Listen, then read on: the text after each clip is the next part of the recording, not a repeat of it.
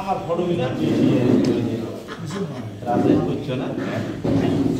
আজকে দিনটাকে বিজেপি সরকার ঘোষণা করছে পরাক্রম দিবস।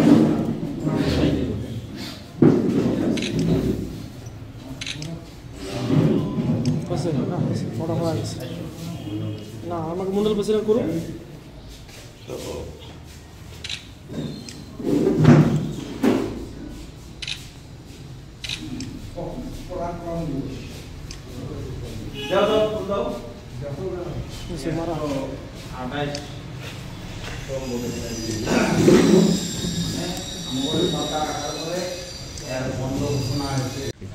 প্রথমত আপনারা ধন্যবাদ জ্ঞাপন কৰিছোঁ। গোটেই ভাৰতবৰ্ষৰ লগতে আমি দক্ষিণ অসম মানকাছাৰ জিলা ভাৰতীয় জনতা পাৰ্টিৰ জিলা কাৰ্যালয়ত তেখেতৰ 128তম জন্ম জয়ন্তী দিৱস আমি পালন কৰিলোঁ। তেখেতক ইতিমধ্যে আমি সম্বৰ্ধনা মানে আমি পুষ্পাঞ্জলি অৰ্পণ কৰিলোঁ, শ্ৰদ্ধাঞ্জলি জ্ঞাপন কৰিলোঁ।